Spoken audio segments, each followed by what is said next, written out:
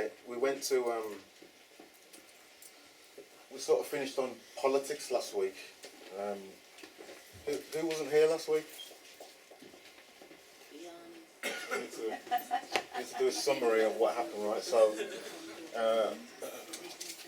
what we covered last week, For those who was here last week, what did we cover? Jurisdiction. If you raise your hand and call out so we can hear it, not just little Okay. Someone say jurisdiction. Yeah. What's jurisdiction? area of control. Okay. And what's the entity that they're controlling? The person. What's a person? Birth certificate. What else? That's not you. What else is a person? Corporation. Entity. Okay, can you be a person apart from the fictional entity? No. Like, can a man be a person? No. Why not? Because that's your It's paper two identity. D's, just paper. Some paper. It's your paper identity. Okay, but I mean, if we're talking like colloquially amongst ourselves, you can be a person then, right? Yeah. Yeah. So that's all to do with the frame of mind thing again, isn't it? Yeah. So if you wanted to So you say individual instead. it's what, sorry? Say individual instead of person. Individual, Yeah. because the words you have to think in the terms of etymology as well, because that's what they did. Yeah. They've given you a vernacular language, which is English, which Lorraine will explain, and it's got many meanings. The Indians say white man speak with forked tongue, simply because there's so many definitions to the word. So if you, I mean, Lorraine will tell you about the unabridged dictionaries, and you see the margin in the corner, and it tells you what language is made of that word, like it be Latin or Greek or whatever. So you need to follow it all, right? So if a particular word's got 4 meanings, and you look at the meaning that you like, it still means all the rest.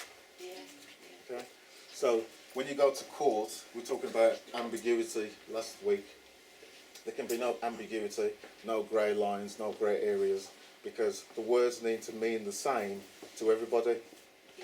Otherwise, you wouldn't get anywhere. Right?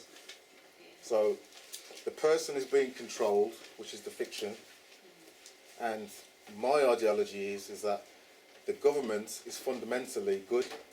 Right? The system that they got is inherently, it's very old, but it's just been corrupted. Right? So the concept of government is fine, and if you understand the benefit of having a person, then if you're walking around, I'm a woman, I'm a man, you can't just be, I'm a man. Everyone needs a name, you need some kind of identity, right? And you need to be able to commence in commerce without doing injury or harm to yourself, right? So if I have one of my companies, Pro Cleanse or the nightclub or whatever, it's the club is an entity, and I'm playing the role of managing director or CEO, yeah? But that's not me, it's just a title, a character. But I can use that character to move around the Monopoly board. Last week we gave an example of the Monopoly board and the iron and the car, and your person being the car, the iron board. So the man is the hand that's moving it, but the only person who can buy anything in this fictional world is the straw man. Okay? You can't go into the bank and say, my name's Man, lend me 50 grand. Yeah? Your straw man has got a credit rating and all the rest of it, and everything moves through the straw man. Okay? But because later on down the line, when we get into the species of money, there is no money, so you can't pay a debt anyway. Right? So the straw man is not liable for anything. There is no debt, but they make you sign agreements to make you believe that there's a debt. So once the agreement's signed, that's a contract. Yeah? So what we covered last week was the straw man. Now I wanted to go into a bit more about the capitalist system that the straw man operates in. Okay? So we understand capitalism, but we don't fully understand the meaning of it or the implications of it. The West is a capitalist system that they're exporting all over the world. Yeah? But we don't know what it means because we've been educated in a way that the language and the grammar that we're using is causing us to fall into traps where we're contracting with people unawares. You don't realise that your driver's licence is a contract, you just believe that you need to have one. Yeah? In legalese, the simplest way of explaining legalese is if it's legal, it's most likely unlawful. That's why you have to sign. Okay? Because everyone's committing the fraud, no one's going to grass on each other because they're benefiting, so to speak. Yeah? So if you're benefiting from being on the road as a licence holder driver, then the corporation who's given you the freedom to operate in that way, you have to pay a tax. All of the law is ecclesiastical, and it all stems from Rome. Rome never went anywhere; it's still here. But you're enslaved in so many ways, simply by the way that you think, the way that you've been taught to think, and that takes a long time, 35,000 hours. Yeah. So we can't undo it in 2 sessions. Okay. Right. Talking about concepts, Ryan and Rigsby at the back there, we were sitting down changing the world from the living room like I always do, and I posed a question, and this is to get you thinking. Right? The question was, what would be the perfect way to dispense justice? I'm quite interested in your answers now. To administer justice. What would be, because you're going to be free, you're going to figure out all of this, and then you got your freedom. So what are you going to do? If you're going to build a society, what these things that you need to be thinking of? Yeah. So. No, I'm talking about within your own system. All justice should be done by 3 women over 60.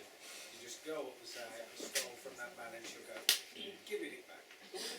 Yeah, but remember, you got to operate under natural law, universal law.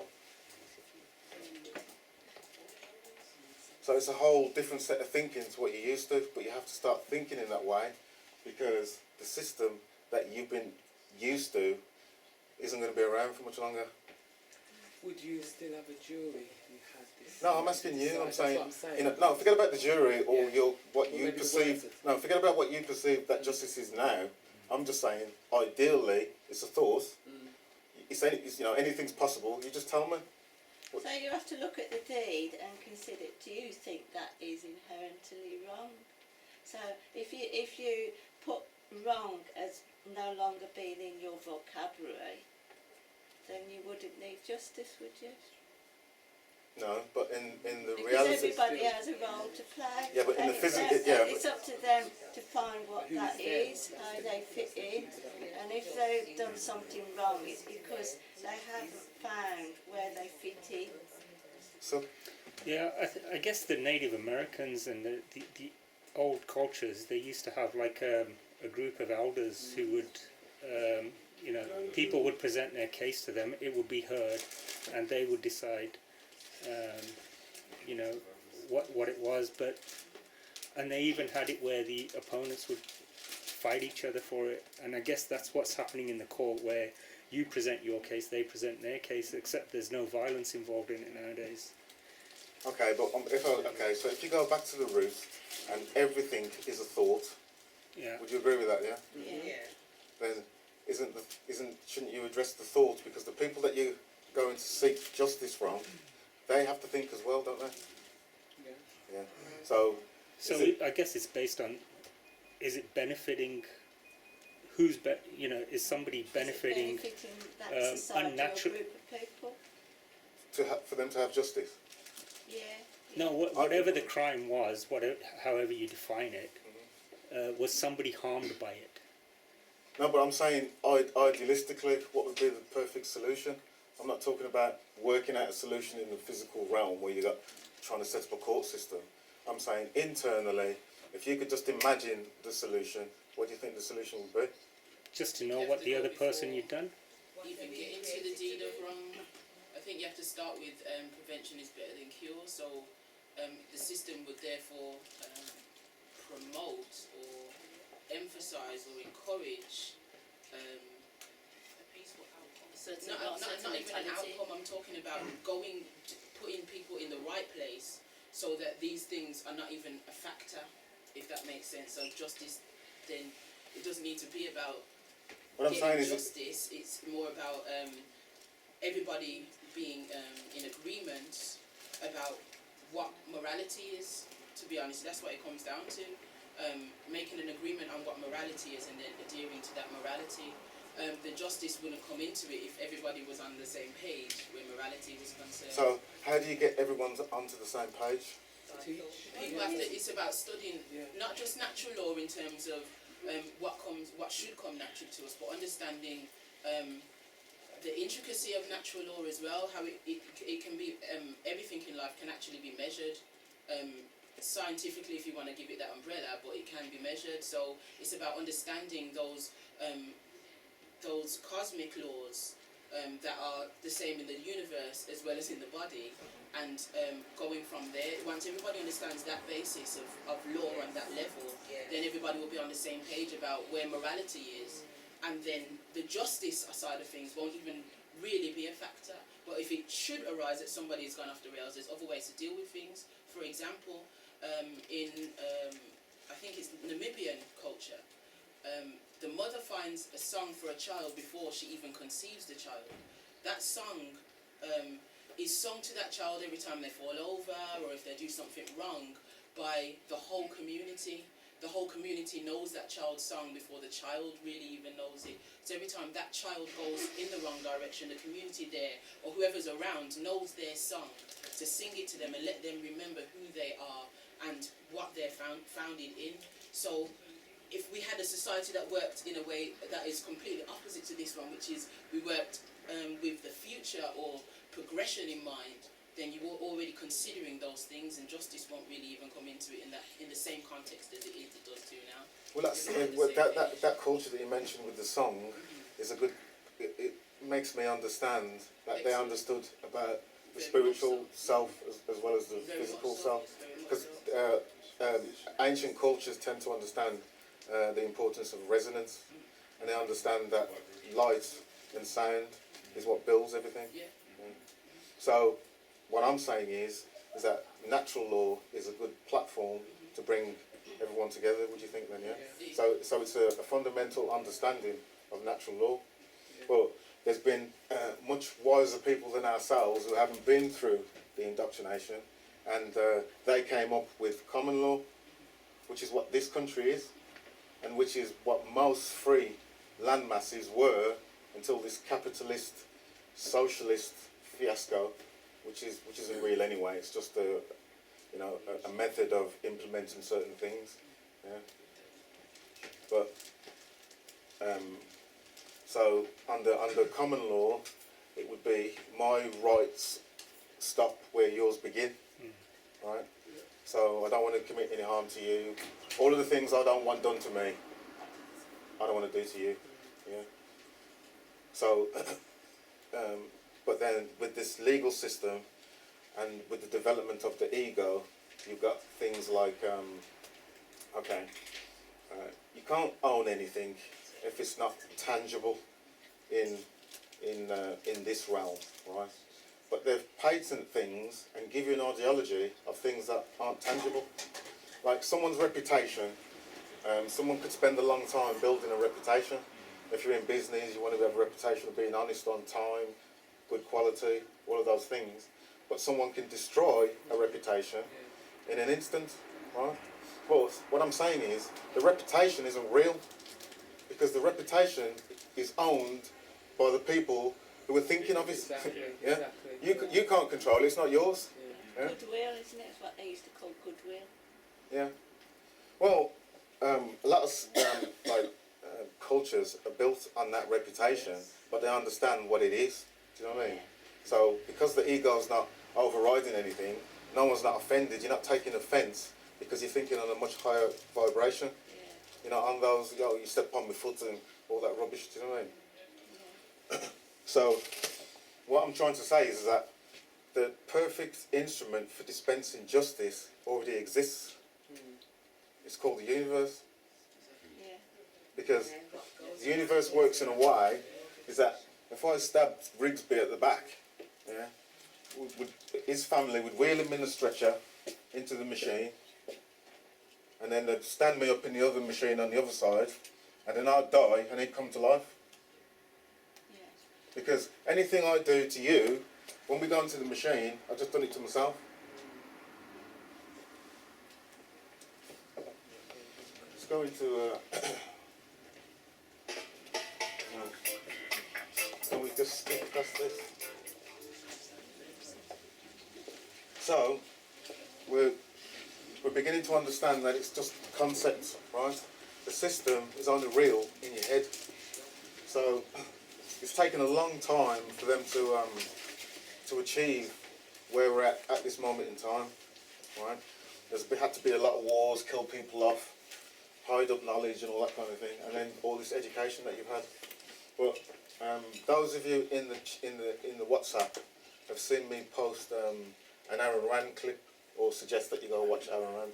But the full length version is about 26 minutes. But we finished on politics, so I want to go into politics and then go into this capitalist system and show you how they're using your status as a fiction. Okay. There's Charles next week. The following week after that, I'm going to start going into defence. So I'm going to put in ways of writing to these people, because in the background I'm getting so many, oh, can you have a look at this? Can you? And there's lots of things going on, but I can't cope with it. So I think I've devised a way that, as long as you continue to come to the classes, you can have the ability to write and deal with issues for now. Just ask questions, and it's a good introduction to how you're going to deal with this system in the first place. It's all two-dimensional, it's all paperwork, but it's designed in a way to invoke feelings in you when you see that letter. Yeah. Okay.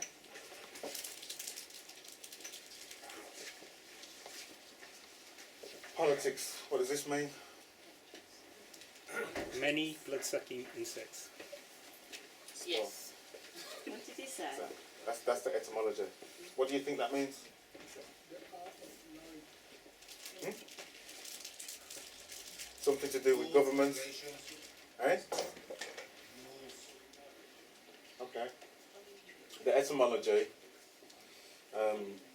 which to me, when you understand when you understand the two different, the Sibyllith system, which is keeping the legalese system in place, and the lawful system. But when you understand the meaning of words, you operate in the lawful system on the private side, but then the slaves and the chattel don't know what you know, so they operate in the legalese system. Do you understand? Yeah. So it's not that the system's inherently bad, it's just that they've educated you to be a chattel and not the man or the woman. But the people who know that they're man or woman operate on the lawful side, and they've tried to take all the knowledge away of how to have a wrong corrected if someone does you a wrong. Go seek legal advice. Well, if those of you listened to me on the BBC the other day, the guy saying to me, well, you know, what legal background training do you have? You know, you should listen to you with caution and all this kind of thing. When in reality, if I wrote you a document in Chinese, and I said to you, you need to understand that Chinese, and if you don't understand Chinese, go speak to a Chinese interpreter and get his advice. Yeah? Well, that's all well and good, because you could go get the advice, but it doesn't mean you have to take it. Yeah? They're not telling you to take it, they're just telling you to go get the advice. Because legalese, you're under no more obligation to understand this than Chinese. And why would you pretend to understand something you don't? Okay. Oh, sorry. Let me just... let's move ahead. How does your philosophy translate itself into the world of politics? Now, one of the principal achievements of this country in the past 20 years particularly, I think most people agree, is the gradual growth of social protective legislation based on the principle that we are our brother's keepers. How do you feel about the political trends of the United States, the Western world? The way everybody feels, except more consciously. I feel that it is terrible, that you see destruction all around you, and that you are moving toward disaster until and unless all those welfare state conceptions have been reversed and rejected. It is precisely these trends which are bringing the world to disaster, because we are now moving towards complete collectivism or socialism, a system under which everybody is enslaved to everybody. And we are moving that way only because of our altruist morality. Yes, but you say everybody is enslaved to everybody, yet this came about democratically, and free people in a free country voted for this kind of government, wanted this kind of legislation. Do you object to the democratic process? I object to the idea that people have the right to vote on everything. The traditional American system was a system based on the idea that majority will prevailed only in public or political affairs, and that it was limited by inalienable individual rights. Therefore, I do not believe that a majority can vote a man's life or property or freedom away from him. Therefore, I do not believe that if a majority votes on any issue, that this makes the issue right. It doesn't. All right. Then how do we arrive at action? How should we arrive at action? By voluntary consent, voluntary cooperation of free men, unforced. And how do our leaders arrive, how do we arrive at our leadership? Who elects? Who appoints? The whole people elects. There is nothing wrong with the democratic process in politics. We arrive at it the way we arrived by the American Constitution as it used to be. By the constitutional process as we had it, people elect officials, but the powers of those officials, the powers of government are strictly limited. They will have no right to initiate force or compulsion against any citizen except a criminal. Those who have initiated force will be punished by force, and that is the only proper function of government. What we would not permit is the government to initiate force against people who have hurt no one, who have not forced anyone. We would not give the government or the majority or any minority the right to take the life or the property of others. That was the original American system. When you say take the property of others, I imagine that you're talking now about taxes. Yes, I am. And you believe that there should be no right by the government to tax. You believe that there should be no such thing as welfare legislation, unemployment compensation, regulation during times of stress, certain kinds of rent controls and things like that. That's right. I'm opposed to all forms of control. I am for an absolute, laissez-faire, free, unregulated economy. Let me put it briefly. I'm for the separation of state and economics, just as we had separation of state and church, which led to peaceful coexistence among different religions after a period of religious wars. So the same applies to economics. If you separate the government from economics, if you do not regulate production and trade, you will have peaceful cooperation and harmony and justice among men. You are certainly enough of a political scientist to know that certain movements spring up in reaction to other movements. The labor movement, for instance, certain social welfare legislation. This did not spring full-blown from somebody's head, out of a vacuum. This was a reaction to certain abuses that were going on. Isn't that true, Ian? Not always. It actually sprang up from the same source as the abuses.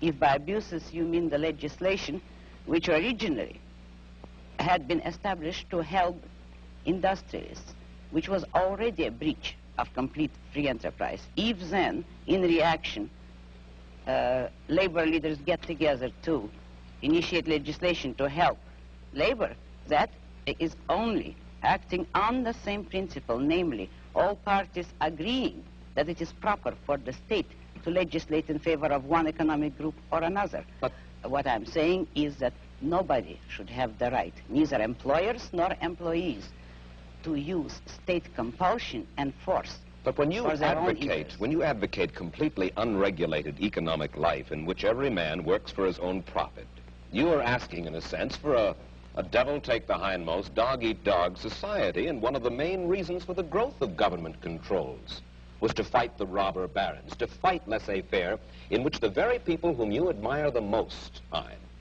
the hard-headed industrialists, the successful men, perverted the use of their power. Is that not true? No, it isn't. Oh. This country was made not by robber barons, but by independent men, by industrialists who succeeded on sheer ability. And having, By of course they ability, succeeded. I mean without political force, help, or compulsion. But at the same time, there were men, industrialists, who did use government power as a club to help them against competitors. They were the original collectivists. Today, the liberals believe that that same compulsion should be used against the industrialists for the sake of workers. But the basic principle there is, should there be any compulsion? And the regulations are creating robber barons. They are creating capitalists with government help, which is the worst of all economic phenomena. I think that you will agree with me when I say that you do not have a good deal of respect for the society in which you and I currently live. You think that we're going downhill fairly fast. Now, I would like you to think about this question, and you'll have a minute intermission to ponder it, and then come back and answer it. Do you predict dictatorship and economic disaster for the United States if we continue on our present course? Do you? And we'll get Ayn Rand's answer in just a moment. Well, do ya? I mean, that was 1959. So it's like an incremental thing, like a bigger picture that we seem to be living out now because they've done it all. Yeah. So how do we undo it? Is there too much light shining on this thing? Can you see that?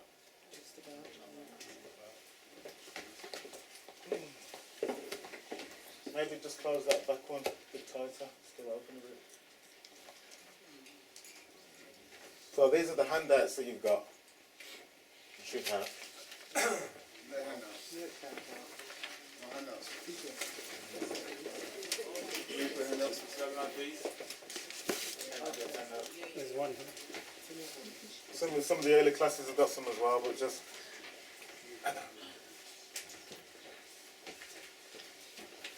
okay. So in the education that we've all had, you just think, oh, I need a capital letter for this and a capital letter for that.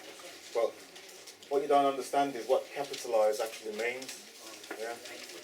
So the meaning is just simply to take advantage of, profit from, turn to account, make capital out of, maximise, benefit, exploit.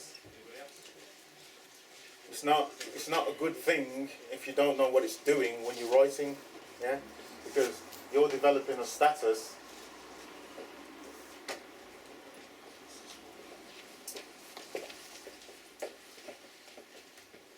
You're referring to yourself as this, even though that's correct. It's grammatically wrong because it's a capital I. So you're saying that you can capitalise on me because that's what capitalism is. Yeah, they do it through. If you give the example of John Doe, in this case the guy's dead, but in Black's law, John Doe, spelt that way, is a person who's not governed by any rules whatsoever. So I don't spell my name that way. When I first found out about it, I did. But now I spell my name the way that I've been taught to, with a capital letter. Because I am governed by laws, I'm governed by gravity or whatever. I can choose not to believe in it, but I'll just smash and hit the ground. So when you understand jurisdiction and you understand sovereignty, the only entity in the universe that can spell the name when you're referring to spelling the name is the creator, because it's not governed by any laws. Yeah. You've got a social contract. You agree to drive slowly past the school, or don't punch someone in the jaw to say hello, or whatever it is. So that's why you have capital letters before your name, because you're saying that you're a part of society. We've got societal rules that we all should abide by. Yeah? Black's Law, magic book, is where most of us are getting the information from to decipher the code of what's happening in the court. But it's a book of spells, basically, because you were taught to spell in a particular way, and then the effects of what those spells conjure come home to roost. Yeah. So, in the capitalist system, capitis dominatio is the capitalization of names, and minima, media, and maxima are the degrees. Okay?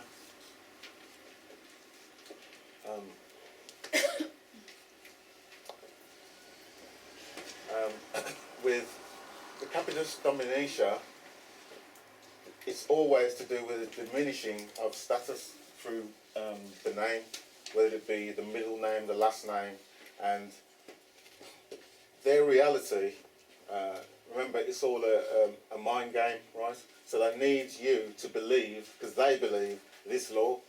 They believe by writing something, it can carry your rights away. Yeah.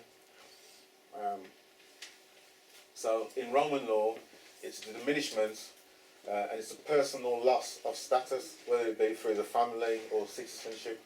So the degrees of loss now, if you go to the court, you go to the board, you'll see your name on the board telling you what court you're in, and it's got varying degrees of the way that your name's spelled. Have you ever noticed that? Yes. Yeah. So sometimes it will be your last name, or the middle name, or all of the name, or the first part of the name. This is where it's relevant. This is where they're getting it from. Okay. Mina? Which from the top? Capitis diminutu minima, meaning a minimum loss of status through the use of capitalization, e.g. John Doe. The lowest or least comprehensive degree of loss of status. This occurred where a man's family relations alone were changed. It happened upon the arrogation, pride of a person who had been his own master. Remember what sui juris is? Is that the common law? Now remember from the first example where John Doe was spelt in all lowercase. That means you're not governed by any law. Okay. Yeah. Of his own right, not under any legal disability or upon the emancipation of one who had been under the patriarch potestas, I think, parental authority, it left the rights of liberty and citizenship unaltered. Okay. So what that's saying is that's the first degree. Okay. So if you see your name spelled like this, the way you've been taught that your name is spelled this way. Let me use me. That's what I brought it for. I'm not using it. With the John Doe, you and all of your documentation, anything that you fill in, that's the way that you're spelling the name, because you've been taught to do that. I'm saying that's okay when you understand the reasons behind it. Okay, because you do need to operate with your straw man. But if you're going to operate with your straw man, it's in that capacity only. You're not losing any rights around operating in that status. Yeah. As soon as you start getting into media and maxima, you start to lose more and more rights. So what I'm trying to show you is that when the mail comes through your door, you're taking no notice of the fact that your name's spelled in all capital letters, or your last name is spelled in capital letters. You're just thinking it's just referring to you all the time. So when you're cognizant of the fact now, this is the degree of rights that you're losing with that document. Yeah? You understand where I'm going?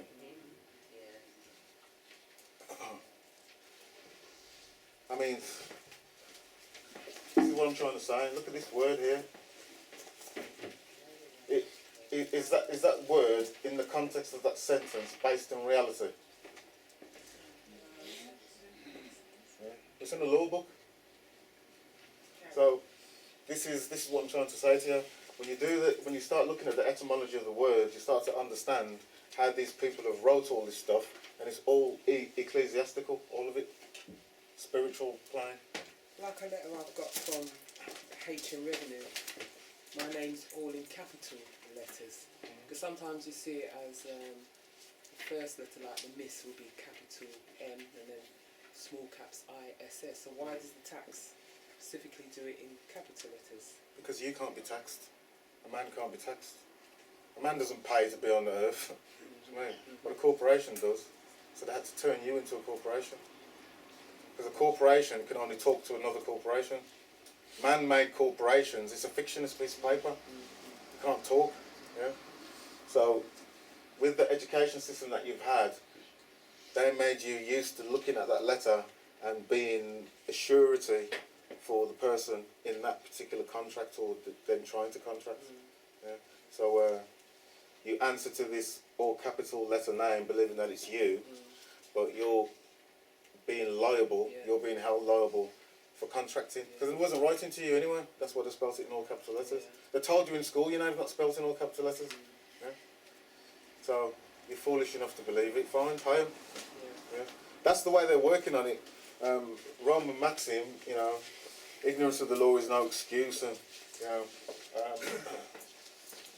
they've just got so many different ways which what they're saying in those maxims are true, but they make sure that you don't know about them. Is there a difference between ignorance and nations? And nations. Yeah, not knowing that you're ignorant of the law.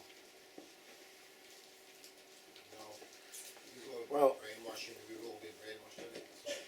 Well, if you don't know that, you know that. See, when you're ignorant, you know that you're willfully not knowing that thing. But if you don't know that you don't know, that's a different matter. No, ignorance is just not knowing. That's what it means. That's what it means, don't you? No, but that ignorance is to know that you don't know. That's You the haven't French- taken the time to learn. That's the French meaning of the word. Is it? Yeah. That's the Dublin Century, because how can you, if you know something, then you know it. No, How can you know that you you don't. I know that I don't know how to build a free energy device. There are other people who don't even know that there is a way to build a free energy Yeah, device. but what you're saying, what I'm saying is, I'm saying you know that you don't know the law. Yes. But if you wanted to build the energy device, you'd go and find out how to build it. Yeah, but you'd have to know that there was a way to build a free energy device. Yeah, I know what you're saying, but what I'm saying is, when they, like I say, you have two educations, one you're given, more importantly, the one you give yourself. So they educate you, then you're a man. So you're saying that... They indoctrinate you. Okay, fair enough. Which is a different thing altogether. But at the end of the day, you can't be blaming someone else for what you do. So if you don't know that you didn't have an education and that you were being indoctrinated, then is that the same as ignorance? I think it isn't. No, all I'm saying is, in the Roman maxim it says ignorance. Oh no, that's what I'm saying. Is there a difference between ignorance and nations in that case? And I think there is. But there's no such thing as a nation, is there? No, nations. There is a word, nations. You'd have to look. Oh, God. What does it mean? N-A-C-I-S. What does nations mean? Anybody got a dictionary? Google it. So it means not knowing as well. Not knowing that you don't know. Because they have a word in French, ignorance, but it means what Suk is saying. It's not knowing that you didn't know, which is different to being ignorant. And I think that's a key. So ignorance is like synonymous to innocence, so you're saying that. Because if you don't know, you're innocent. I guess you could put it that way, yeah. It's total innocence, isn't it? What the Hebrew root of sin is not knowing. Not knowing that you don't know. It's not knowing altogether is the root of sin Is it? in Hebrew, I think. Okay. Anyway, sorry to distract you on that. No, but I mean, well, I think there what, is what something you're saying there. is relevant in reference to customs, because if you built a society and you've got certain rules within that society, then you haven't done a wrong until someone says to you, well, look, if you do this, it's going to result in this, and it's wrong. Yeah, because you do something through ignorance, it's not wrong if you genuinely didn't know it was wrong. Once you know it's wrong, then it becomes wrong. But If you what- by knowing it was wrong and still doing it anyway. Okay, taking the example of a speeding ticket, where was the wrong committed? No, I'm not talking about that. I'm talking about No. In general terms, where was the wrong committed? It wasn't. No wrong. So it was. You were moving through the atoms of air at a particular speed. Yeah, So what? so it's totally fraudulent. Yeah, it is. Yeah. Yeah. But what I'm saying is the meaning of wrong, and it just stems to what I'm trying to get across as well. At the end Sorry, of all, I didn't want to no, it's good. interrupt the At the end of all of this, the objective would be that you've got a set of tools in your box that you need to be able to control. So how are you going to control them? So what I'm saying is, if you look at Scripture and the Lord's Prayer, there's two different versions of it, and that's how they build this system in the first place. One says, forgive of trespass, and another one says, forgive of debt. Right? Well, you can't build a debt-based system if debt should be forgiven. Do you understand? So they changed it from trespass to debt. I mean, from debt to trespass. So, in this system where it says if your brother's done you a wrong, go to your brother lest he bring you before the magistrate, is that the only reason for a court is to deal with controversy. If you can deal with things privately, there's no reason for court. Yeah? So, I suppose with the reference of the Lord's Prayer, if you've advised someone that they're in the process of doing you a harm, and they say, okay, sorry, didn't mean to do it or whatever, or they don't care and still do it anyway, that's when it becomes a wrong. And that's when a man makes a claim, as opposed to a fictional entity, person, making a complaint. Okay? Alright. So, this is a maximum loss of status. And this just stems from an example of a Roman soldier. Actually, just taking that back, that is ignorance, to do That is, something yeah, knowing that absolutely. you're not doing it, with the full knowledge that it has an implication. Now you're being ignorant of the law. That isn't right, which is completely different to nations. So I think there is a case to be made for differentiating between ignorance and nations. I mean, there's a reason why they use certain words, isn't there? Why do you think they used ignorance? Because you're ignoring. Yeah, no, because you'd be ignoring something, but people are doing. But you'd have to be aware that you're ignoring you it. have to be aware of it, exactly. So, like, they say ignorance, but it implies that you don't know what's going on. That's why they use it. So it's one of those. Yeah, so it's But it does imply that you don't know what's going on because you don't. No, it implies that, but the true meaning is that you know what's going on, but you're ignoring it. Ignorance. You're choosing not to know about it. So most people think when you say ignorant that you don't know, when you're supposed to actually know, but you're just ignoring it. So. And then if there's a wrong being done, and someone sees the wrong being done, and just carries on walking, See, that's ignorance. you're considered of instigating it as well. Yeah. Condoning it. Just as guilty as the guy who's doing it.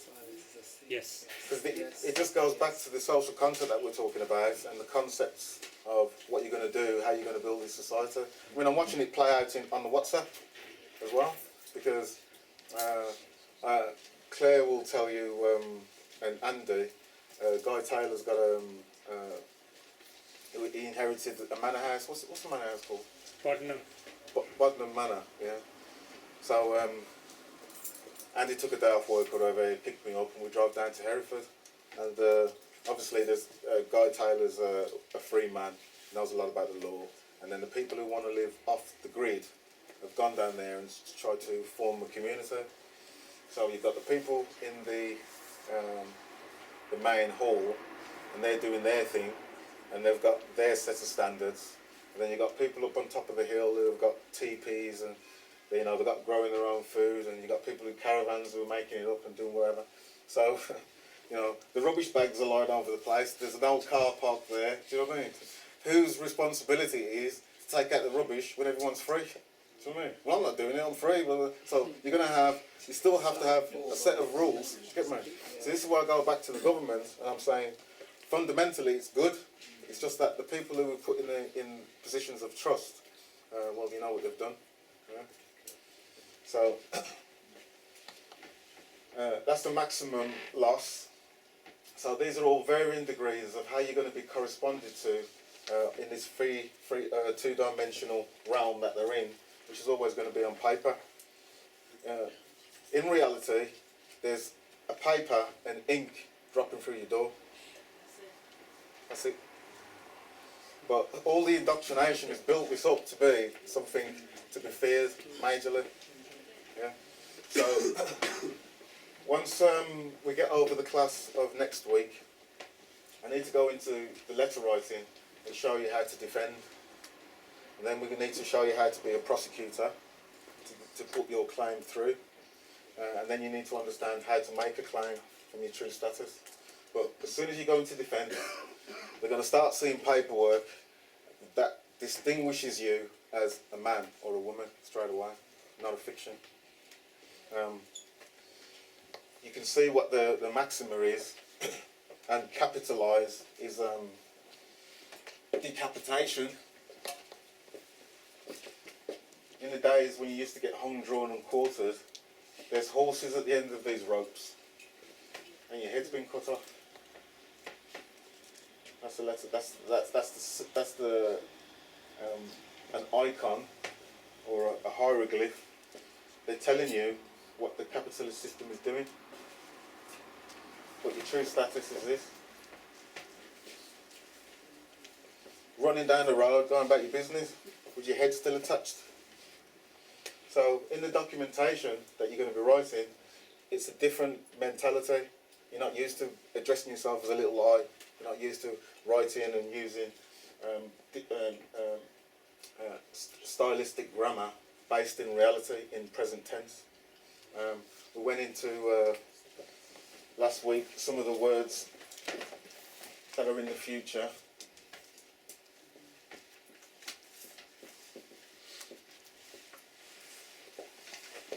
And ambiguous words.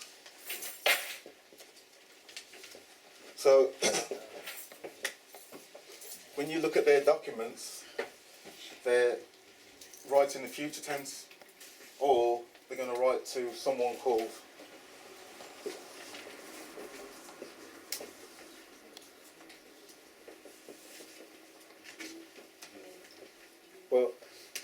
you is plural. Yeah. So Bob Marley's standing on stage and he goes, "How you feeling?" He ain't talking to one person, is he? He's asking the crowd. Yeah. So who is you? And you write to these people. Oh, you're being all polite. Oh, to whom it may concern, dear madam. Just imagine, someone going in the office. Is there a dear madam? Yeah. Is there a whom it may concern? Well, how are you going to expect a reply? You're not writing to anybody. There is no they.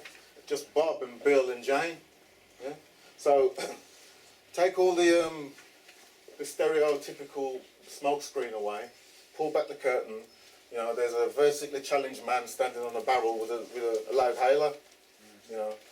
Nothing to be afraid of. Just operating your true status. So it's about defence next week. That just goes into capital crime and basically where this hieroglyph came from, and the stem of the word capitalis, which literally means regarding the head, you haven't got one. And you don't have a head. When you believe that you are a person or the name, that's what they created for you. You operate. It's a perfect robot, really, because you're not thinking about anything. You're just automatically going to be programmed to do things. Yeah. You're going to look after your own jail cell. You're going to have people come around, collect the tax every now and again. If you step out of line, the bailiff come kick your door or whatever he threatens you to do, when none of them have got any jurisdiction at all. But if you believe they have, watched a video of a court bailiff, and he's showing his ID, and he's saying, this means that I've got more powers than a normal bailiff. Yeah?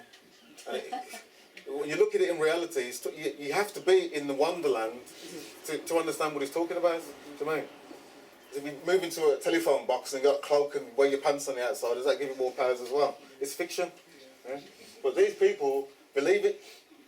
So one of the fundamental principles of a society is that they've got their own beliefs. You can't force someone to believe anything. If you don't believe it, so what's it going to do with me? You know, so to move forward in the status of a man or a woman, the quicker you can understand this principle, you're home dry, because that's all it is.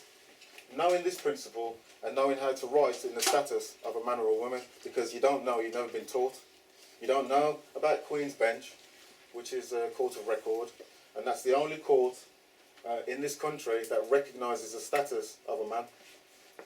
All the rest are fictional, which, you know, in some regards is okay. There's sometimes you do need to go into admiralty law, or you may go into equity, you know, commerce.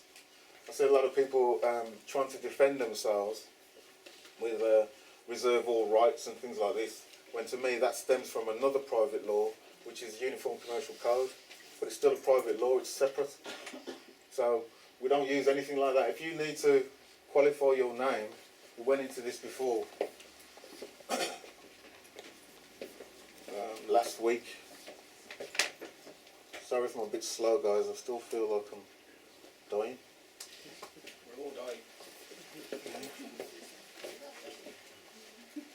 Only dead people have capital names. One in graveyards has capitals, tombstone. Oh, I don't know where I'm going with this. What was I just saying there? Someone remind me. Reserve rights. Rights, How to reserving rise as a rights. man or as a Okay. section.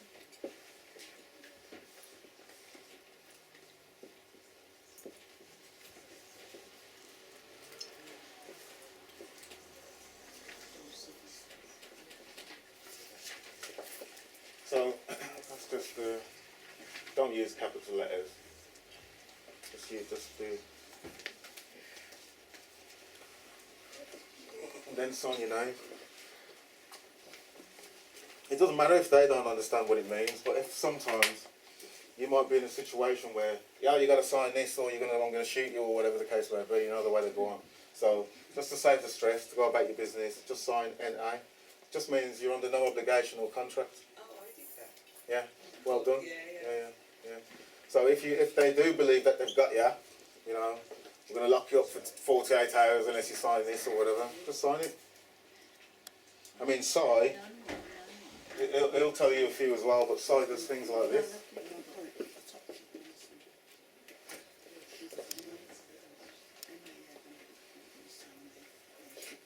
And whatever's in between those three dots, you can come back, because it's saying that you signed it under duress. You've made the contract, but you can come back and say, and put in whatever the terms of that contract would be. Yeah. So they're going to lock you up for 48 hours. You say, okay, you put this on there, sign it in. Whatever time you've been there, you can come back and say, well, part of that contract is I want 99% 9 pure gold, 1 ounce for every hour that I was in there. Yeah. We'll go into contracts as well, because remember, what is slavery? If you're going to give Involuntary servitude. Involuntary servitude, yeah? Okay. So if someone wants you to do something and you don't want to do it and they're forcing you to do it and they're not paying you, then it's slavery, isn't it? Yeah? So even in their own system you've got human rights acts and all these different things, but you're just not thinking in that terminology. If you don't want to do something, you're not forced to do it. The government is going to come in your house, tie you down and put a pen in your hand, but they're going to fool you into doing it yourself. Yeah?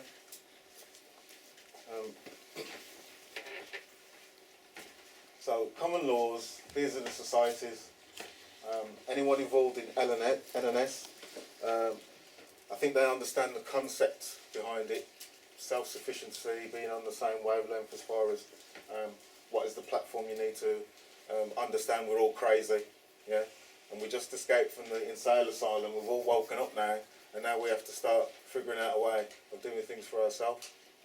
So starting from scratch, body politic, you know, you're going to have some form of regulations. It talks about Guy's place in Hereford. That's living proof. You need regulations and a set of beliefs. The society that you're in at the moment is, the belief system is a mass belief system created by a third party or many third parties. Yeah? And to believe in it, it's just the fact that it operates is because there's a lot of people who believe the same thing. Yeah? But to be heroic is the man who's walking in a different direction, because he's going to take all the flak. You live in a system where it's self-policed. If you've got no tax on your car, you can guarantee one of the neighbours have seen it and they'll be phoning the police. Do you know what I mean? Or you've done something wrong, someone else is going to be telling them. So it's a collective belief system that has to change. But if you're trying to change it from within that society on your own, I think you're much more powerful collectively doing it together and implementing what you believe. Yeah? So when you start understanding resonance and things, that has an effect as well. When all of you are doing the same thing, yeah? With good thoughts and intention. So I think we'll leave it there. I want to leave the last, what time we got for questions. Just based on what we're talking about in relation to customs and rules, because the rules of this society are totally different to the ones that are just. You have to work out what your own morality is. Once you've been armed with the correct way to operate within your status, you need to start thinking about how you're going to make money, how you're going to operate, what you're going to do, who you're going to do it with. Yeah? And these are all the questions facing LNS, because, like I said, we're all insane, running around, asking another madman for advice. So we just need to figure out logically who's the least insane, and we'll do that logical step and then work out logically the next step. Yeah. So, any questions? Have some water, please. When anyone writes to us, or when anyone writes to anyone now, it's just countersigned as almost the company or the bailiff will sign. Yeah. Bristow and Suter or Lowell's or any of them sort of dealers will just sign the company name at the bottom. So, would you address all of your correspondence from the Birmingham municipality straight back to the Lord Mayor and just say, dude, one of your agents is just like giving me stress, so I'm going to put a liability back on you. I don't know if I should be filmed. It's joking. Anyway, Filming. I'm just about to do this. I'm offended that the Lord Mayor is the head of a pyramid, isn't he? Yeah. So can I just say, none of you fellas will declare who they are. It's up to you to go and find out who's stressing me out. And in the meantime, I'm going to impose a tender charge. The Lord Mayor's the only person that you can identify within this giant Saul Alinsky style psychopathic. But what I'm saying is, the Lord Mayor's Bob. Yeah, and I want Bob to sort my money out. Yeah. Because if I'm parking somewhere for 20p and they want 90 quid, yeah. I'm going to go and ask who's asking who's. I don't know, I know the top bloke in the company. If Google mess me around, I've got to build, like, go to the top man. what we'd maybe do, we get caught up shouting at Mary, the 18-year-old temp in the car park ticket office. I spoke to an Asian girl in the office at the council, and I said, I'm really frustrated. And she went, one more outburst like that, I'm hanging up. Yeah. Because I've been on hold for like 27 minutes. And when I expressed my frustration, you threatened to hold up and put me on another 27-minute hold. And she was like, just watch your tone. Now I know she's just typing and listening, watching Brittany and just having a laugh, really. So I don't want to be dealing with that level. I might just say to the Lord Mayor, every letter I get off Birmingham, I'm sending back to you. You place an order on me, I'm going to give you a liability. Do you reckon that's a potential, even as a group? We write 40 letters to Bob, say, Bob, one of your dogs is pooing on my lawn, and you're liable for it. You know what I mean? That is, excuse the hideous analogy on a Sunday morning. It'd be But if next door's dog poos on your lawn every day, you don't shout at the dog, you go and get the owner. The Lord Mayor is the owner of this council, and this council is an oppressive fascist regime, psychopathic beyond belief. Like locking up old women for smoking dope and beating up our young autistic children because they don't know how to follow a rule. Should we just go to Bob? The thing is, okay, if you say you're going to go to Bob because Bob dog pooed on your lawn, yeah, then what would be your claim when you did go to Bob, that Bob can control one of God's creatures and he's not supposed to come and fertilise your lawn? No, I was using the analogy of the dog pooing on my lawn. It's Mayor or one of these sort of psychopathic blind plebs at a low level. Yeah. And, HMRC, Yeah. ring HMRC. Press 1 if you want to be messed around. Press 2 if you want to be taking the piss out of. Press 3 if you want to listen to really badly produced classical music. And they put you on 45 minutes at 25p an hour, 25p a minute. And when you get through, the guy says your best thing to do is go on the internet. I'm paying for this service. I mean, It's all to make your money. That's what it's about. It's how why mess around? Don't make calls and make money. But why not put the liability back onto the bloke who owns the company? Like the bloke that makes the dodgy product.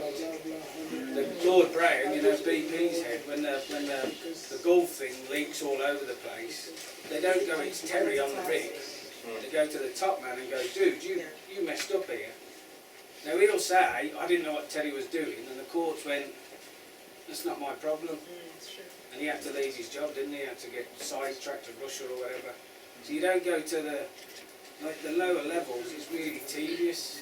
PC 1, 2, 3, Captain Bob. They all believe the hype, but up above they know this. So maybe if we direct all our attention to one person who sits atop the Crystal Tower, then he starts saying to people, let's not this. Like they're going to stop arresting people for the TV licence. 10% of the criminal justice system is on a piece of paper to watch a telly that you've already paid for. So maybe, I don't know what you think, whether I should just address everything to Bob, Mr. Lord Mayor. my personal experience is, I want the quality of my life back. I don't want to be giving energy and attention because that's how the system works. I think the only way we can do it is, like you said, it has to happen en masse, and it's got to be a peaceful exit out of the system. Well, I went to I'm trying to encourage 50 of us to write out to get my parking. Like maybe in a midnight vigil at Bob's house. Oh, we are that 20 pence. What I would do, right? Sorry, go on. No, I'll just give you an example. I had a family who got their benefits cut because the man is from South Africa and he didn't quite understand the rules. So after he didn't apply for enough jobs, so immediately they cut off his money under this new regime. So they asked me to write a letter on their behalf. So I researched and found out that the only person you can address with the benefit system is the Secretary of State, and then it says that obviously he's too busy to personally receive this letter. So of course that's absurd. So then I addressed it to him and to everyone else to say that you are also part of this because you work for the system. And I wrote a long letter and then I signed it, a true and faithful witness, as it says in the Lord's Prayer in Amharic. And the man got his money in 3 days. That's pretty good. That's pretty good. Man said boss. Got 3 days, and usually the benefit system it takes them weeks, months, 2 weeks. Yeah. Well, it's about fishing, isn't it? Because they'll just cast a net, and whoever's foolish enough to walk into it, the lobster trap, then so the protection's built into your knowledge base. It's just that they don't want you to know this knowledge. But I'm going on instinct, and I think that's what you were trying to say, that you're teaching us, but there's a lot of stuff that's intuitive Inherently, in us, and yeah. that's what I went on. Mhm. And now that you're teaching me to have a proper arsenal, Yeah. then I'll combine the two. Which will Very help. much so. Yeah. I think what I've tried to do is the more comfortable you get with your thought process, the stronger you become in your status as a man, and that's what you should be doing, developing that character. So when it comes to their letters, you're talking about the department. But our MP recently said the most terrifying thing for any MP is if he gets 60 emails all on the same subject. That's true. Yeah. That's true. Don't like it, So, they're probably writing to you in your big capitalist whatever, and then there's a computer-generated signature here from the department. Yeah. So, cognizance is telling you that the sign on the door saying Department of Debt or whatever it is can't sign anything.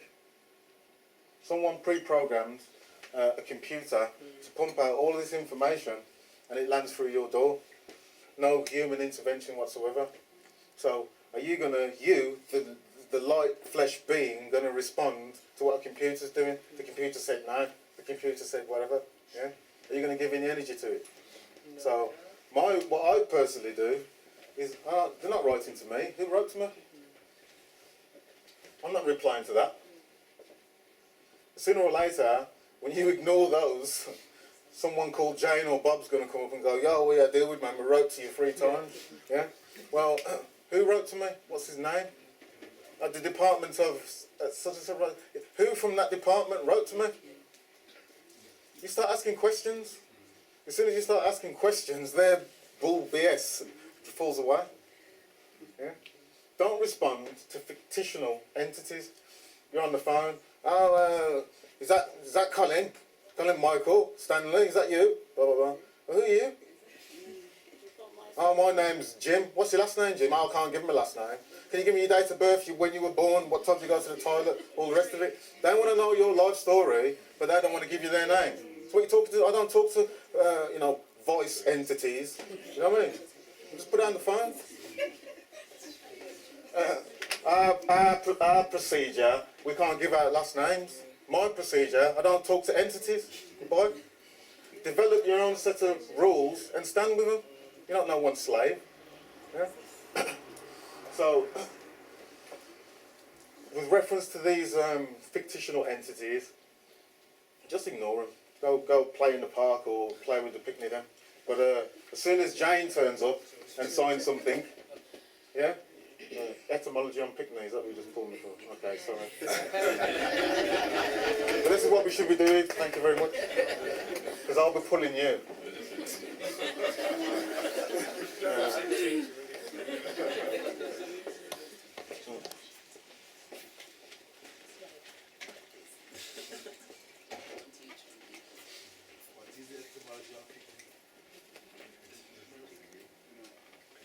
Come on, tell him what that.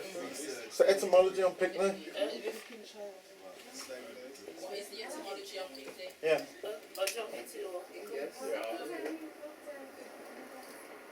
Our etymologist has limited. It refers to children. Oh, alright then. Come on then. She told me not to say anything. What? No, he wants to say it. Say it out so everybody can hear. Yeah, it refers to the child slaves picking cotton in the fields. That's what picnic stands for. So you're just reducing them to field workers, basically. Okay, so if you don't know something, you don't know it. Do you know what I mean? Just say it. So, you're not replying to any of the computer-generated spam. So someone gets vexed, and then they say, yo, if you don't pay within 14 days, it's going to go up to this, or we're going to come around and strangle you, or whatever it is. And then they sign their name to it. So that's what I like. Now, you got Jane, or you got Bob. Yeah? So the way that you're going to learn to write is to the man. Yeah? So, I'll do a quick example. I think defense is good.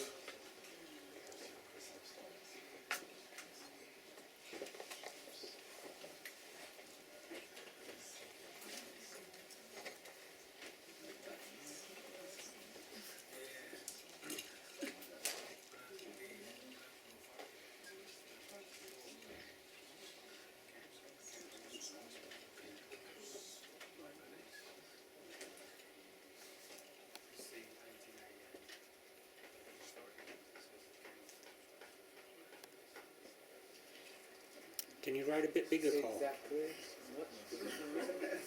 I'm not. You know what? I'm so used to writing in capital letters so everyone can see that my freehand is small.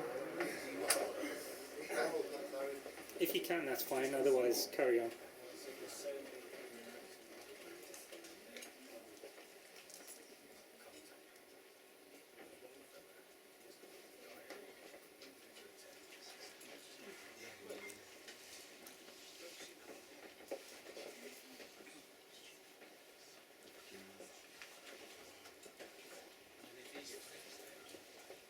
Okay, can you see that?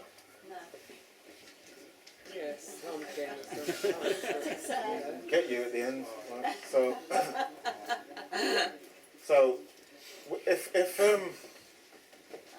someone's saying that you owe them something, they're saying that your fiction owes them, or your fiction's on the monopoly board, and you're contravening some rule on the monopoly board, right?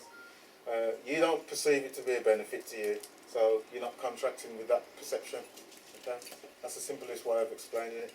So, if someone's accusing you of something or making a claim on you, then if Jane's making the claim, whatever it is, I, a man, your status always comes first. I, a woman, yeah. Then your name, and then whatever it is. So, a basic, yeah, go on. Just to make a further differentiation, would you say Colin of the family Michael?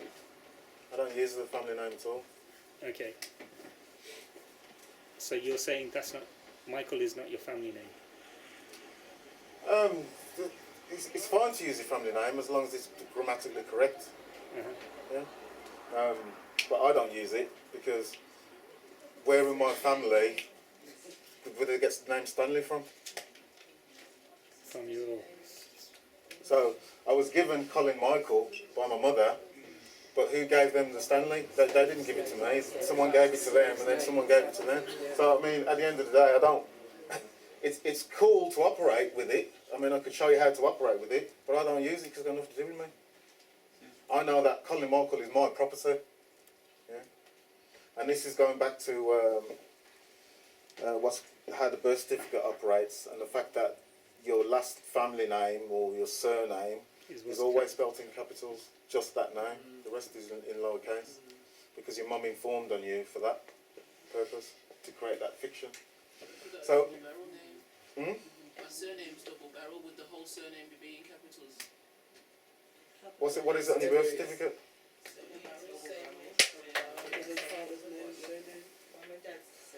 Yeah.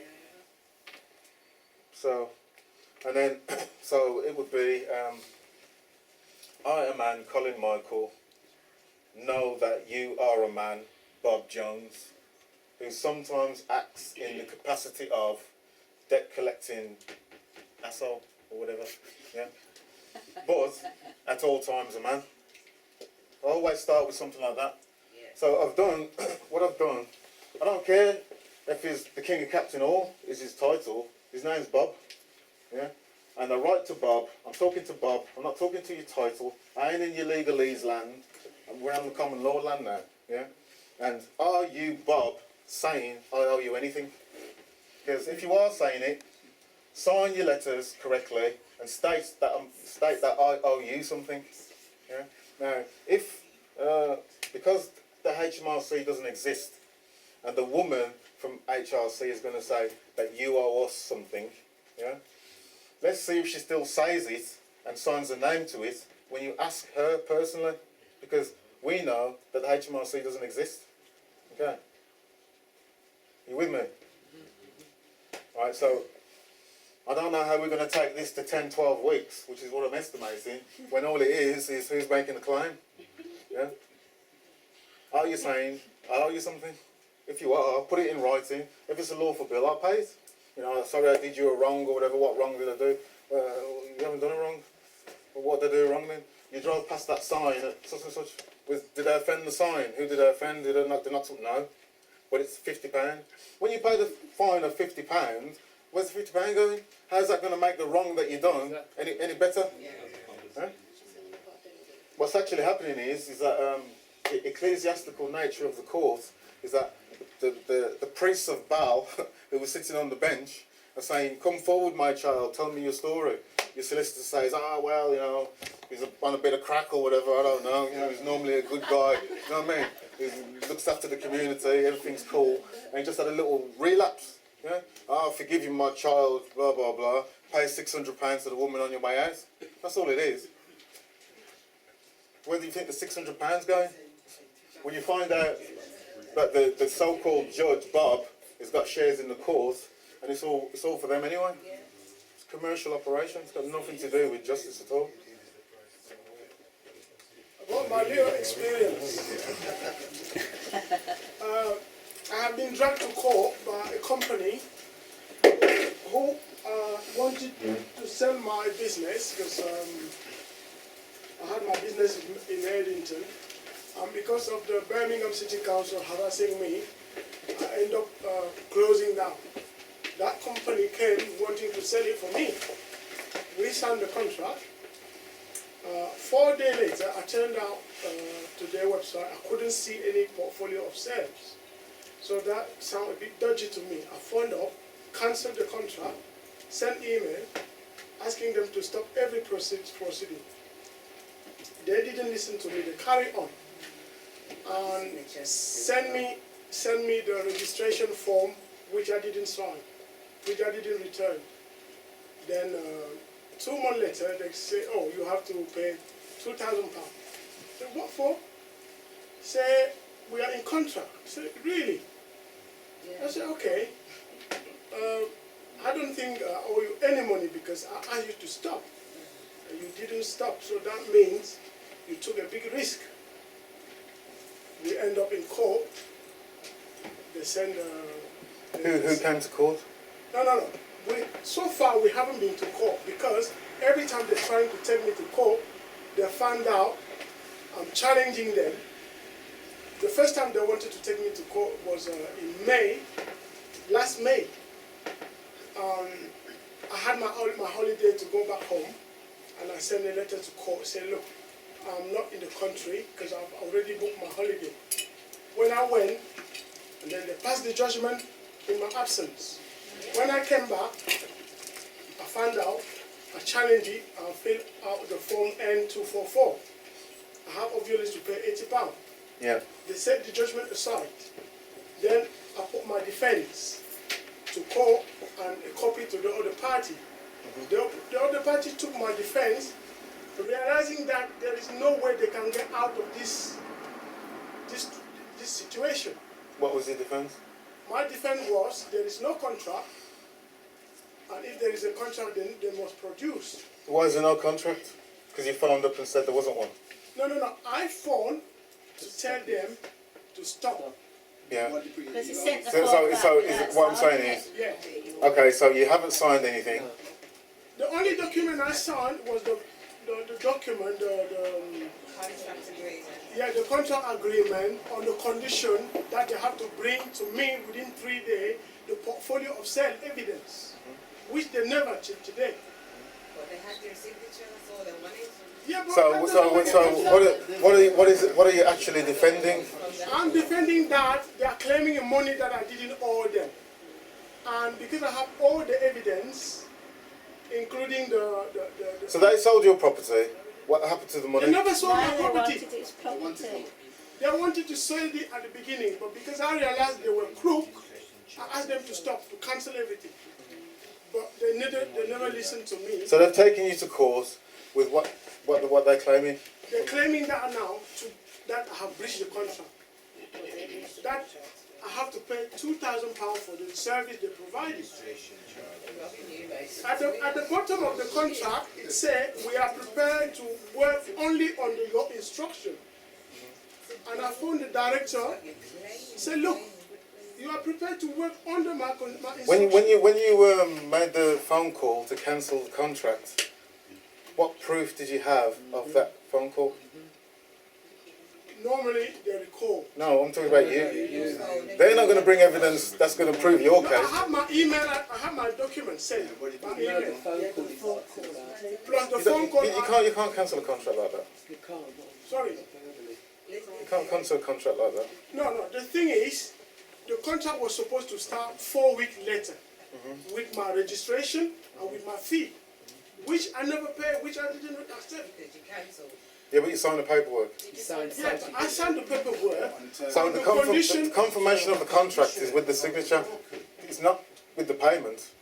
What I'm saying, I signed the document on condition that they bring to me within 3 days their portfolio of sale to complete the process. They never brought it to me. So what I'm saying is, what did they take you to court for? The £2,000, which they said that you owed because of breach of contract. Yeah? When they haven't proved their side of the contract, what they've done for you. Okay, so what I'm saying is, you were in their case, right? Yeah, the thing is, when they had the judgment, I managed to set the judgment aside. Then submit my defense. When they saw my defense, You defended against something that's not existent. say that again. You defended against something that's not existent. You're going on their terms. You're talking on their case and what they're claiming against you when it's non-existent. You're supposed to bring a claim against them. No, I have my claim separately. So why are you still? I got my claim separately. The thing is, I Who are submit you my claiming defense. against? In your claim, who are you claiming against? I'm claiming against them for wasting Who's my them? Who's them? that company, the RTA, and all the directors. Okay. The directors. So the company is a fiction, and the directors are fiction. So who are you going to claim against? Yeah, again the individual. The director. The names of the directors. Sweet Edwards and blah blah blah. Yeah, but the thing is, your claim is against the company, yeah? Yeah. And then you're going to hold the directors responsible for that company when the both entities are fictions, is what I'm saying to you. Yeah, but when I write to them, I say, Sweet Edwards, doing business as. You wrote to them like that? Yeah. How do you know how to write like that? Yeah, but they are human beings. Where did you learn to write like that from? In my own little research. Okay, so how did you address that letter? Tell me what you wrote there. Finish what you just said. Okay, so when I found out the No, just tell me how, like, you were writing to this guy, John. Yeah. So tell me how you would word that, like, first two sentences. Yeah. Okay, I sent an affidavit to them, to Sweet Edwards. Okay, so whatever okay. Exactly right on that. I said, look. Doesn't matter what you wrote. If you sent an affidavit, yeah, it's all over. Forget it. You're in the wrong jurisdiction. But the thing is, they managed to get a second judgment against me. I was in the country. I found the court. Okay, look. I'll make this simple. No, it's all right. I'll make it simple for you. Yeah. Anything in legalese, right? They wrote the rules. It's their game, right? You can't play. You're not invited. I don't care if you know more than the Crown Prosecutor, the Queen's Crown Prosecutor. He'll just make the rules to suit them. It's their rules. You ain't going to win in their court. Yeah, but the thing is, I sent an affidavit to the court manager saying this judgment is illegal. I want it to be set aside immediately. The judgment is illegal, and you're not using words like unlawful. You're using an affidavit, which is a legalese realm, it's legalese terminology. By you sending them the affidavit, they're saying one of the slaves has turned up and he's a bit vexed. You know what I mean? Just go away, never mind, kind of thing. You know what I mean? But they set the judgment aside and apologise. That's good. So you want so they've squashed the judgment. They've closed the judgment. They've squashed it. Yes, that's it. The thing is, in their system, even their judgments are unlawful. No one's going to be signing any of this crap. When the bailiff turns up to repossess your house, he's going to think he's got the authority of every superhero on the planet with this piece of paper. I've got a court order from Judge Rare, but the judge ain't signed nothing. Because the judge ain't stupid, he's not going to be liable for it. He's just expecting the people who are going to implement it, come to rob your house, they're stupid enough to do it. And you're stupid enough not to hold them liable for doing it. Yeah? Same way if anyone tries to clamp your car, steal your car, or whatever the case may be. The only sole purpose for a government's existence is to secure and protect property. That's it. Your dreams, your aspirations, your rights, your children, your picnic, whatever, is your property. Yeah? And anyone interfering with your property is liable. Property, meaning exclusive to you, excludes all others in society. You made the child. No one can tell you what to do with the child. God gave it to you. So, social services, all of these people, it's a joke. But it's easy to deal with once you know what your status is. Because, are you going to tell me what's best for my property? Are you administrating my property without my consent? Because that's the way you're going to be talking. And they can't answer that. They're just going to have to leave you alone. Or, let's take a trip to London and stand in front of the Queen. Because you'll be naked. Yeah. Would that be the city inside the city of London? The city inside the city? Would that be the city inside the city of... Oh, would that be City of London? The corporation. No, I'm not talking about corporations. I'm talking about common law, where you've got access to... Now, from some research I found that there's I don't know whether the Queen's Bench is there, but another... They have a different set of rules than London. The Crown. He's talking about the Crown Corporation. No, Queen's Bench has got nothing to do with that square mile. That's a separate principality. And they deal with the same... It's hidden in the Court of Justice. Okay, that square mile that you're talking about, yeah? It's nothing to do with the Queen. The Queen has to ask permission to go in there, right? Yes. So, but that Crown, which is the Crown Corporation, nothing to do with Elizabeth of Windsor, yeah? They're the ones who run all the magistrates' courts, yeah? So, when they say, if you ask them who's prosecuting you, they'll tell you the Crown. What you're not saying is which Crown, because it ain't got nothing to do with Regina. Yeah? So, it's all a facade because it's a private corporation, private. Yeah. You mentioned earlier about justice in the universe. Mm-hmm. So obviously, as spirits and beings, we have to operate by that law as well. Mm-hmm. Would we be kind of looking at the universal laws in this class, like the law of polarity, cause and effect, them kind of laws there? Because obviously we need to know about. Obviously, that's the way that people used to think before. They've just been wiped out and everyone's been indoctrinated. Do you know what I mean? But even the law that they're using in court stems from the Bible, because the laws in the Bible are based on nature. That's the only law that there is. Do you know what I mean? So we're going to be looking at them kind of laws in this class as well, or just kind of the law that you're mentioning now? I mean, it will be, 'cause as far as I'm concerned, it's interlinked. So, on the spiritual aspects of it, I'll be explaining what the Vatican did. So in that sense, I suppose, yeah. Because unless you know about the three papal bulls and what their concept is and the energies that they're using, yeah, that's right. Because I truly believe that this is all a ritual as well. Mhm. You know what I mean? Definitely. It's not just, it's it's all spirit. Everything starts with spirit Mhm. first. You know what I mean? So all these laws are based on spirit and ritual. You know what I mean? That's right. Encapsulate people's That's the etymology of natural. Yeah. When they write statutes, you can have a look at this because I glanced at it one time. I'm going to have to make a slide out of it. But when you read their statute that's coming down from Parliament, right at the top, it says to the Lords, both spiritual and temporal. Have you seen that? They're on it, man. They're on it. They know how to. They know what's going on. Because these legislation, they have to have power. Yeah. And there's powers that they're harnessing, which you know nothing about. Yeah. Any more questions? What is the court record? You're saying Queen's Bench, but what is court record? Okay. When they say when they talk about a court record in their system, all it is there's a file in a drawer somewhere. Yeah. Court of record is that only a man can invoke a court of record. Bob Marley goes into the studio. He's got a wicked song. Yeah. It's only a wicked song until he uses his vocal cords and presses it to the record with his vocal cord. Yeah.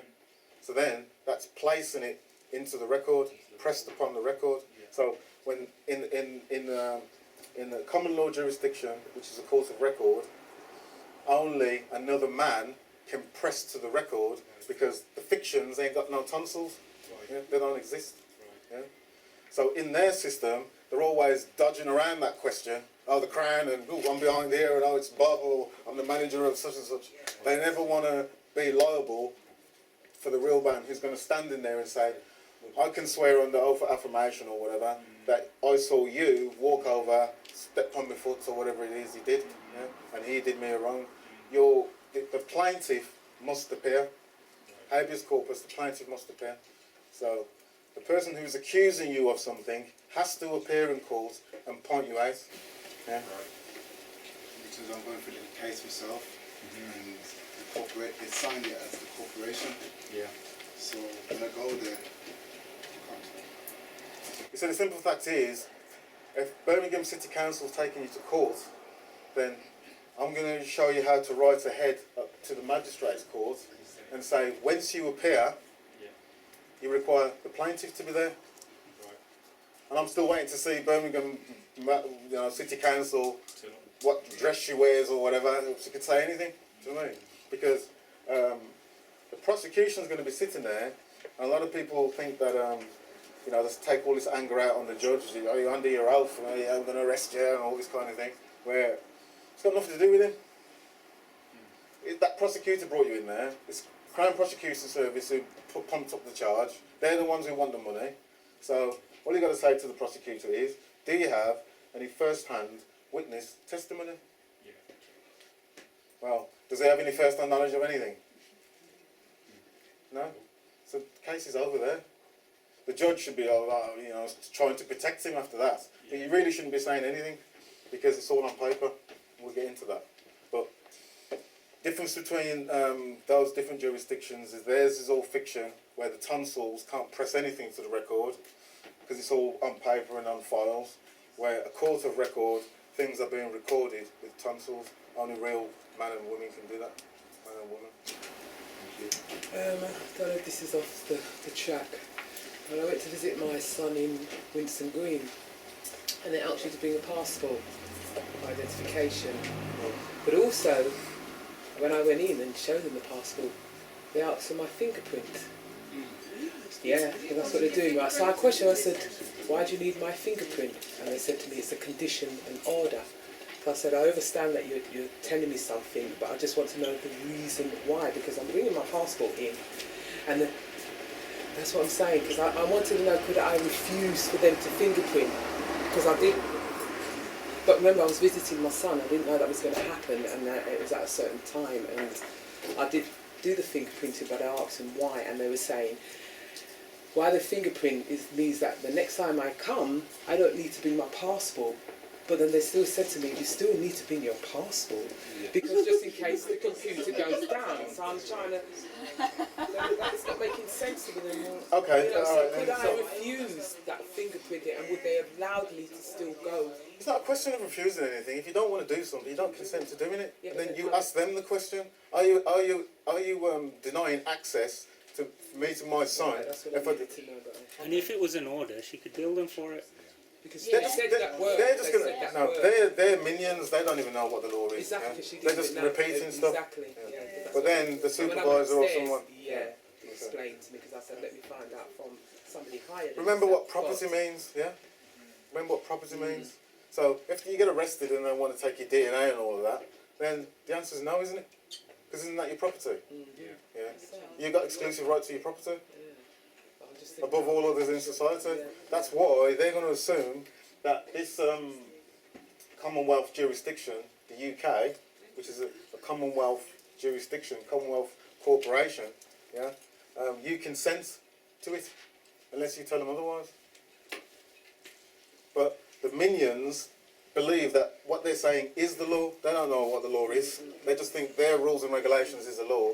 You're a slave, you've got to do as you're told, what David Cameron says. I mean. Isn't that so 12 years of slavery? Yes. What was the two words in there, especially at the end? Property, really. Yeah, then that's my property. He took him back, got the papers to say so. Yeah. Remember, and then I had to let him go. But also what was so ridiculous about the film was when he said, I'm a free man, and they said, where's your paper? The fact that you think you have to have a paper to be free. And the other thing about that was what you were talking about, how the whole thing was a whole psychological drama that everybody was actually participating in, and every single person was insane. That's right. I didn't know just. That's the only way it works. Yeah. You need to kill all the people who can stand in the crowd and say, yo, the king ain't got no clothes on. You know what I mean? Everyone's saying how fine his suit looks, but no one's too scared to say, yo, you got a little weenie pecker or whatever. You know what I mean? So, all you're saying is that the reality of it all is that you know the facade, the game's up, the genie's already out the bottle, yeah? So, you know what's going on, but at the same time, yeah, there is a benefit for me to have a passport, for instance, because I'll take the benefit of going to see my people in Jamaica or India or whatever it is. But I'm not the passport, you know, I'm taking the benefit. If they try and do any stupidness to you, then, you know, what are you talking about? Is this you? You mean, is this me? I'm standing here. No, is this you here on the finger? Well, how can it be me? I'm standing here. No, is this you on the license? You see, the people who are asking you these things are crazy. Yeah? So,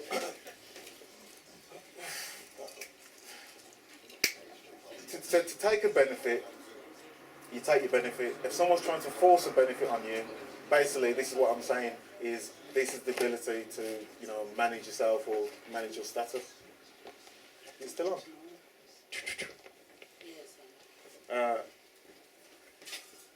And I suppose the only way that we're going to get out of all of this is to start holding them to account.